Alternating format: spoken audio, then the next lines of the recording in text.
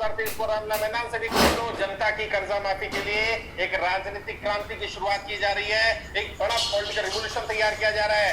अभी भी समय है वर्तमान नेताओं पर। मैंने 8 अगस्त 2023 को रामला मैदान से भी कहा था, मैं फिर अपील कर रहा हूं, हम ये सब नहीं करना चाहते।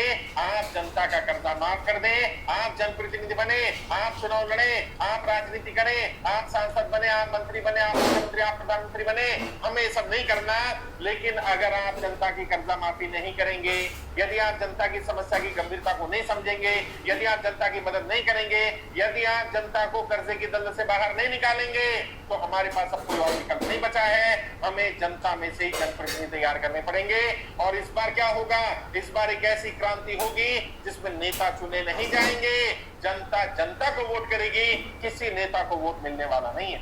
सभी पार्टियों के नेता, सत्ता पक्ष वाले भी, विपक्ष वाले भी, कान खोलकर ये बात सुन लें, अगर आपने जनता की समस्या को, गंभीरता को नहीं समझा और समाधान नहीं किया, तो आप वोट मांगने लायक नहीं रहेंगे। जनता आपको वोट नहीं देगी।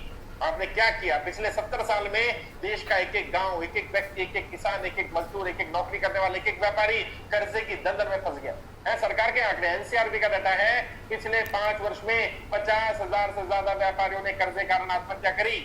हम सुनते आए थे किसान आत्महत्या करता है कर्जे कारण, यहाँ पर अब व्यापारी आत्महत्या कर रहे हैं। पिछले 1 वर्ष में अकेले 2022 में ही 20,000 से ज्यादा लोगों ने कर्जे कारण आत्महत्या करी। और ये आत्महत्या की संख्या किसानों द्वारा 2022 में की गई आत्महत्या की संख्या से भी ज्यादा हो गई है। अब किसान आत्महत्या करते थे, उससे ज्यादा व्यापारी, उससे ज्यादा नौकरी करने वाले आत्महत्या कर रहे हैं। पूरे के पूरे परिवार तबाह हो रहे साहब।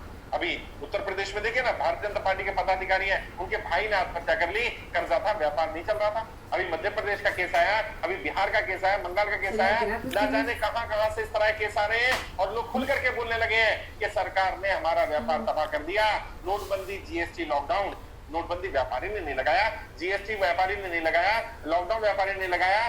जो काम व्यापारी ने नहीं किया, उसकी सजा व्यापारी को, उसके परिवार को क्यों दी जा रही? भाई आपने नोटबंदी नहीं करी थी, जनता ने तो नहीं चाहा था लॉकडाउन लगे, जनता ने तो नहीं चाहा था जीएसटी इस तरह का लगा दिया जाए कि बड़े उद्योगपतियों को राहत मिल जाए, आम जनता को राहत ना मिले।